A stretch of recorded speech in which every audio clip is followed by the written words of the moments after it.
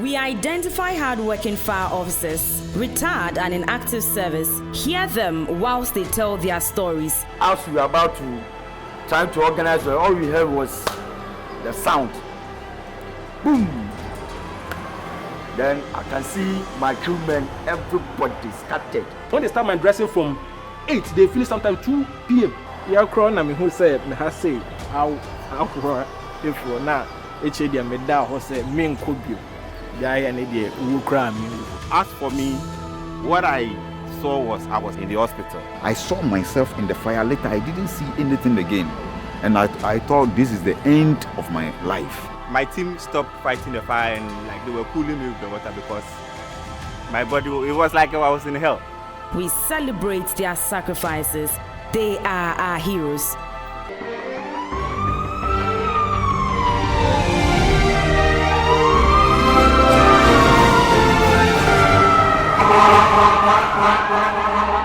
Welcome back to the show, Our Heroes.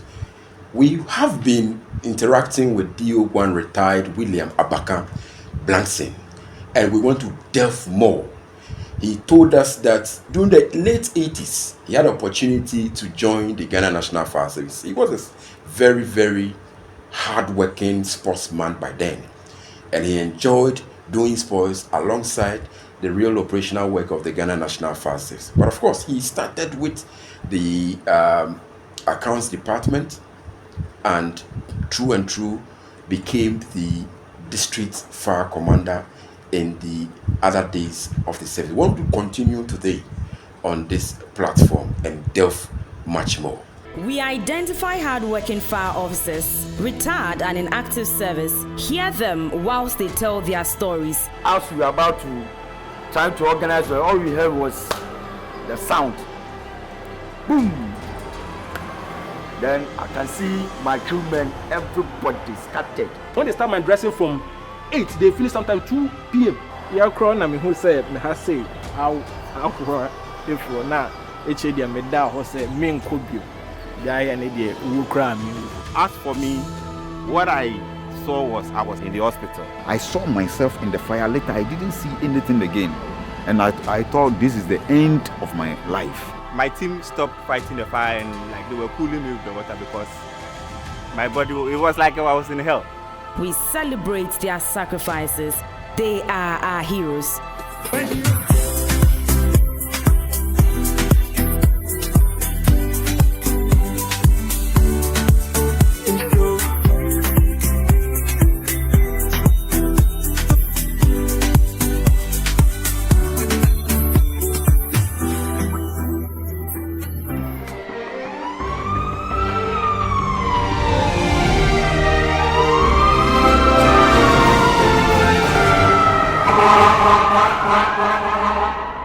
At the operational department, what are some of the fond memories that you can share with us? A lot. Because I understand you loved operations too very Yes. very much. A lot.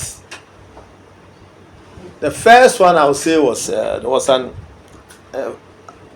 fire outbreak at Dawa involving a petrol tanker. And when we got there as young officers or young fire personnel, Okay. the mate and the driver, they were all bent in the way in the car. And it was not easy for us. That was my first fire outbreak at operations. Apart from that, at operations, there are a lot of fire outbreaks that are attended. The Tamora refinery, there were 2 fire outbreaks, one at 24th December, one at 31st. And they were all serious fires. At operations, I attended the Midland fire, the Central Stores fire, Okay. and the BBC paint fire. There was also 2 tanker yard fires involving about 14 tankers all loaded. And I'll say that of all these fires, the BBC fire was one that I'll say that stands out. Okay. It was a huge fire. It was a huge fire. And I stayed there. We went there in the night, stayed there till the following day. Okay. It was then the operation director, now retired Chief Officer Gazy. Okay. He came around and saw me and said, "Blanson, are you still here?" I said, "Yeah." He said, "Go home." Okay. Before I left the fire scene. Okay. It was not easy. Wow. Yeah. Who were the officers that made you in the preliminary days? The officers that made you. I'll say that one station officer, Roland Data, late. Okay. The one at the stores? At the stores. Okay. And the next person I'll mention is also late. He retired as DO1 Techi. Okay. They made me. They made you? Yeah. And what are some of the things that, you know, that they taught you, that really made you? For Station Officer Roland late, he taught me how to write fire reports. Okay. He taught me at the fire ground what I have to do as an officer. Okay. For Techi, also late, he really took us through a lot of the operational drills. Okay. And he had one thing to say, that if you fail to plan, You plan to fail. you plan to fail. So anything that you do, you have to plan. So that also was something that I used. So in my life as a fire officer, always have to plan ahead of myself. Significantly, what has changed from your time and now? A lot have changed. Our time, I would say, there was no training school. There was, but except there was no residential- dormitories. So there was a training school, but no dormitories. Okay. Yeah. Also, even the Tema District Fire Station, when we were sent there, there were no lights, Okay. there were no toilet facilities. Okay. So you have to go to the bush. Okay. Till 1995, that we had lights at Tema. And even getting lights there, we ourselves have to take to the place for the electricity people to come and give us light. So the Tema Fire Station was incomplete. It was an uncompleted building that we were in. Okay. So it has changed. Now if you go to Tema Fire Station, you find out that it's a station. Okay. So, how did the work of a fire officer, what was the impact on your life? How did your work as an officer? The work as a fire officer, because from the operations, I did not say that. I was sent to the safety department. So I was at the safety department, and because of that, we visited a lot of companies, training them, educating them. So I had a lot of relationship with most of the companies. So that really helped me, that if I need anything and I call on the safety officers there, they are ready to help. And it also helped me when I became the district commander of Metro. That's Tema, district commander of industrial area. And it was there that I even formed a safety task force when I was the district commander at industrial area. I formed a safety task force involving all the companies and industrial area. Okay. And it helped a lot. Okay. So any problem that I have, if I call on them, they are ready to help. And for fire service, I would say that it has impacted my life, because I did not do any other work apart from fire work. And one thing I did not like also doing was servicing of extinguishers. Why? Although I was at the safety office, I never liked it. You never liked it. Oh, no. The last time we ended by you telling us how the allegation issues came up and how the apologies went through. How did you feel? Well, I felt good. Vindicated? Yeah. Because I'm one person that if I think I'm on the right path, I have to stay on the right path. I'll not say because you are saying things that are not true of me, I'll just accept it. No.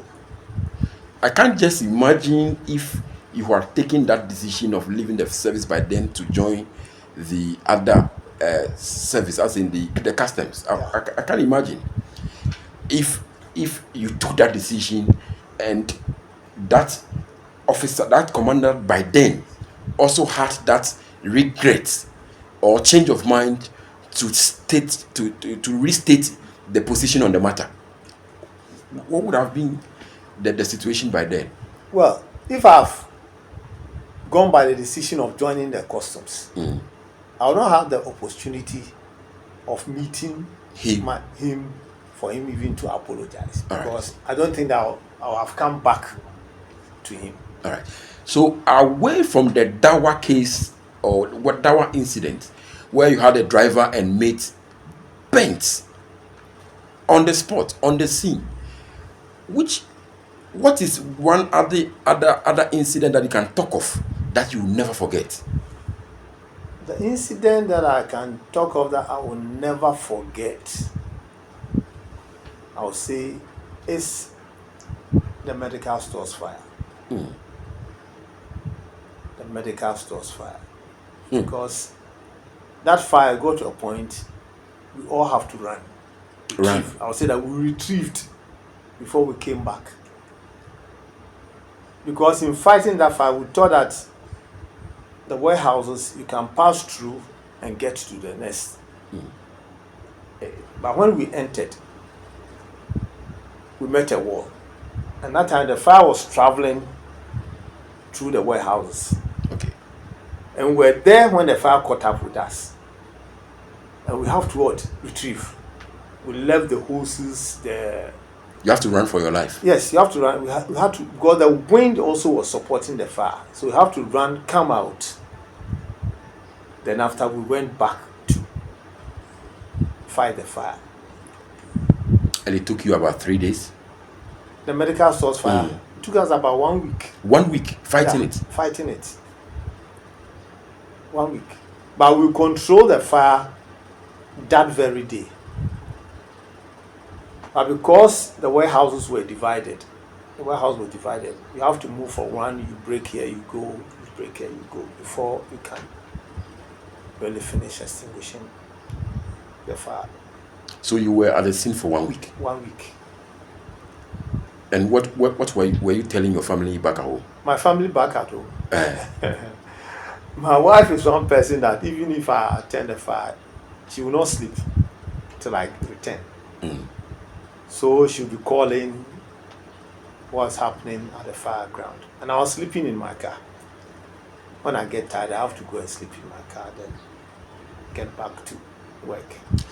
Which particular role were you playing at that scene?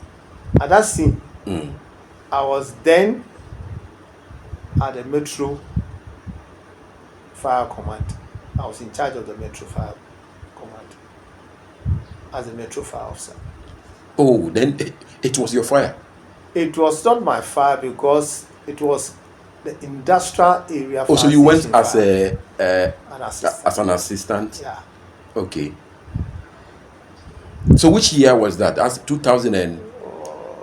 the year of... Yes, I think I saw that reportage in the media some years back. And that fire, I would say, Well, I don't have to say that. To me, it was an intentional fire. Intentional. Yeah. Wow. They were, because I have a niece, he's an auditor. They were coming to audit the central medical stores. So when we go to Roundabout, that's where they saw that the fire was up. Okay. And where the fire started, it started from where the expired drugs were placed. And they have also imported some condoms and mosquito nets. Okay. That's where the fire started. Okay. And you wonder how the fire started from there. Because there's nothing that will reignite itself at that place. So, what was your suspicion? Of course, you said it's intentional, but what was your suspicion? What did they want to hide? Money, documents, what? Personal suspicion. Personal suspicion. They were hiding things that they've done that they don't want the auditors to see. Because those expired drugs, why should you expire? You keep it there to expire. And they had a problem with the mosquito nets and the condoms that they've imported. Okay.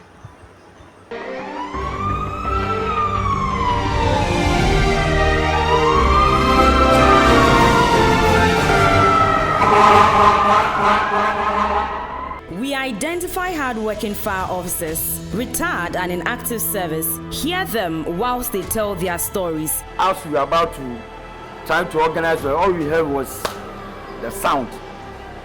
Boom! Then I can see my crewmen, everybody scattered. When they start my dressing from 8, they finish sometimes 2 p.m. Yeah, crown na me who say me has say I'll crow if for now. HAD me da ho say me nkobio. Yeah, and they will cry me. As for me, what I saw was I was in the hospital. I saw myself in the fire. Later, I didn't see anything again. And I thought this is the end of my life. My team stopped fighting the fire and like they were cooling me with the water because my body, it was like I was in hell. We celebrate their sacrifices. They are our heroes. I'm Saeed Abdallah from the National Cadet Corps Coordinator Southern Sector. Keep watching Fire Service TV. Fire Service TV, ensuring safer communities. Ahua!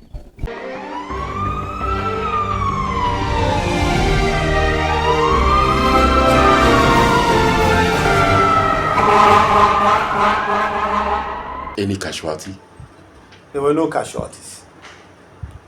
That fire, there were no casualties. Did you follow up? Were people prosecuted? I was even invited to the BNI, now NIB, Okay. for questioning. Okay. They were trying to shift the blame to fire service. Oh, that you didn't do your work well. That we didn't do our work well. That why should they elapse for 1 week? Not 1 week.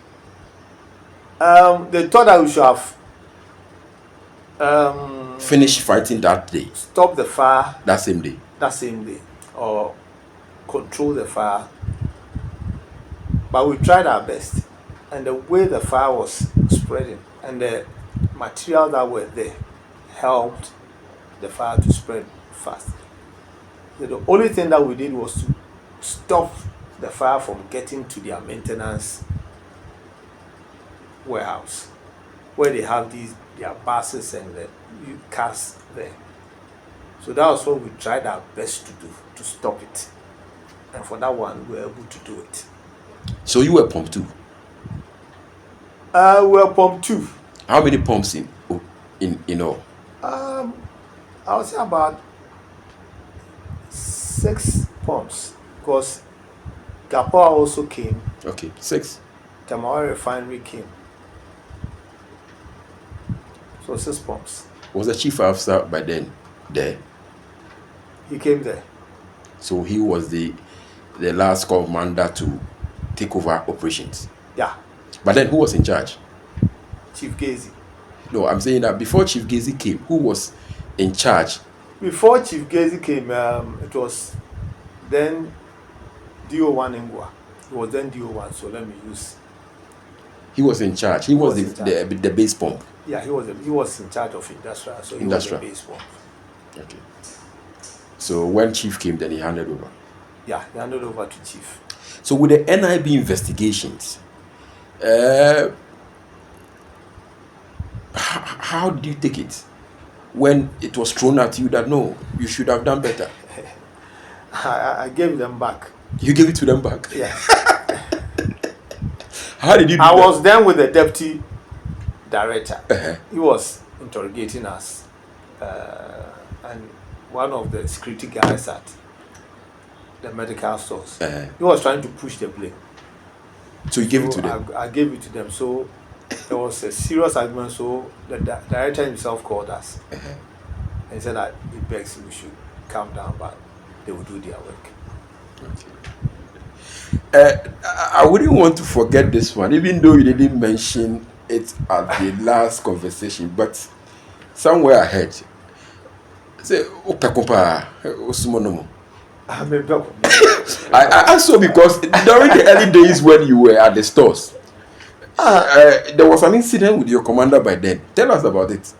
The incident with my commander? With your commander, but then when you were at the stores.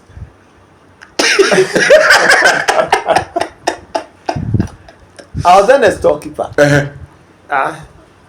And our commander's wife was also selling pie and all those things at the roadside. At the roadside. So when she closes, she brings the pie to be kept at the store. At the stores. So one morning I came, the husband called me, the then district commander called me that the wife says that I've stolen the meat pie. The meat pie.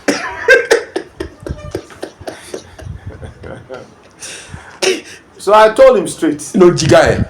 That if it's left with only meat pie, my big sister bakes meat pie. So if you forget me stealing the meat pie, you go and ask the wife how the meat pie got missing. Said that you told me, are you telling that my wife is telling a lie? I said yes. Your wife is telling a lie. And then he got angry and told me that I should go and bring his store keys. Wasaki. I went down to close the stores and gave the key to him. Say no far with you. What's the name of the commander by then? It was NDO1 Saki. So when you left the stores, we were calling him China. Okay, so when you left the stores, you went back to training school, right? No. You went home. When I left the stores, I stayed at the station. 5 o'clock, I closed and went home. Okay. I came back. So when Mr. Baka is right, he's right. He won't take anything. No. That is you. That's me. So you gave it to the BNI director. Yes, that's me. And it's not only him. There was one fire at Liver Brothers. We were fighting the fire. I saw that we have to break certain part of the warehouse for us to get access to the fire. I was there, then one BNI guy, National Security, came that I should call in more fire engines. Then I asked him, is he in charge of the fire? He said no. I don't know. Then he called Chief Gezi. That time Naglate was a PR. Okay. He called Chief Gezi. That time my regional commander too has traveled. Then he called my regional commander. That what's happening then why is he not at the fire scene?